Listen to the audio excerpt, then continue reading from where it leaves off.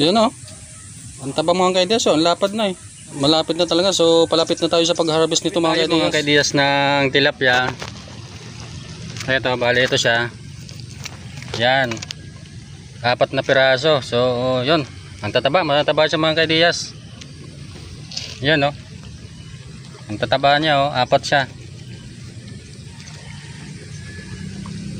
Naminwit tayo gamit itong kawil ba tawag daw? Basta kawil ba tawag dito or nangawil tayo or naminwit. So, hindi ko alam yung pinaka, kasi sa amin yung tawag dito naminwit.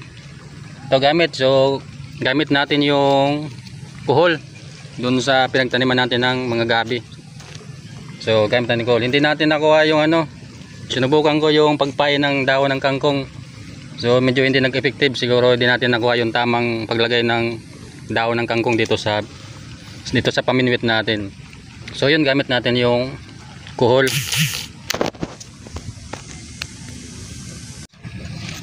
Yan. Yan. So, linagay natin siya dito sa net kasi yun, ano siya, baka makawala pa eh. Sayang, pangulam na din. So, naminwit tayo mga kaidiyas for the reason na titikman natin kung anong yung lasa. Siyempre, di ba, bago natin kailangan ialok sa customer, sa mga kababayan natin, so kailangan tayo pa lang matikman na natin kung ano talaga yung lasa ng ino-offer natin na produkto sa ating magiging customer. Update ko kayo dyan mga kaidiyas. So 4 lang. 4 mga kaidiyas, okay na kasi 1 kilo na siya oh. Bigat na oh, may 1 kilo na nga siya oh. So pwede na talaga siya i-harvest mga kaidiyas. So sa ngayon, gagawin natin siyang pang-ulam mga kaidiyas. Hopefully, okay yung lasa niya kasi nung nakarang araw, naminwit na rin dito yung pamangkin ko, gamit rin tong kawil. Ito. So okay yung lasa. Okay daw yung lasa. So ako gusto ko talagang ako mismo yung makakatikim. Ang ginawa nilang luto yung may gata, yung pikadilyo dito sa amin mga kaidiyas. So okay yung lasa, parehas lang yung mga binibili natin sa merkado or sa market. So same lang yung lasa. So ibig sabihin, okay. Ako mismo susubukan ko sa sarili mga kaidiyas. So ito yung gagawin natin naming pangulam ngayong lunch. So yun, sakto. So hindi na tayo bibili ng ulam or ng pangulam.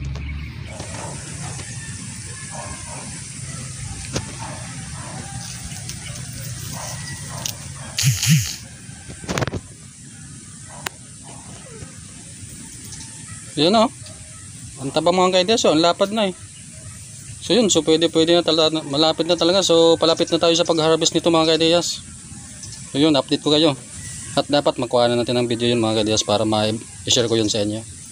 Yun o. Lapad na yun o. Para lang tayong namalingki mga kaidiyas o. Parang galing lang tayong pala sa wet market. So yan. Fresh tilapia. Yan, so yun, thank you Lord, may pangulam kami ngayong tanghali. So make sure nasasarapan natin yung luto nito mga kaidiyas. Kasi kumbaga first time natin na magluluto na ang ating sariling alaga. So yun, thank you Lord, thank you sa biyaya syempre. So yun, thank you mga kaidiyas. Salamat sa patuloy na pagtutok at panunod dito sa ating page at YouTube channel. So yun, don't forget to like, follow at subscribe na din yung ating YouTube channel. Salamat.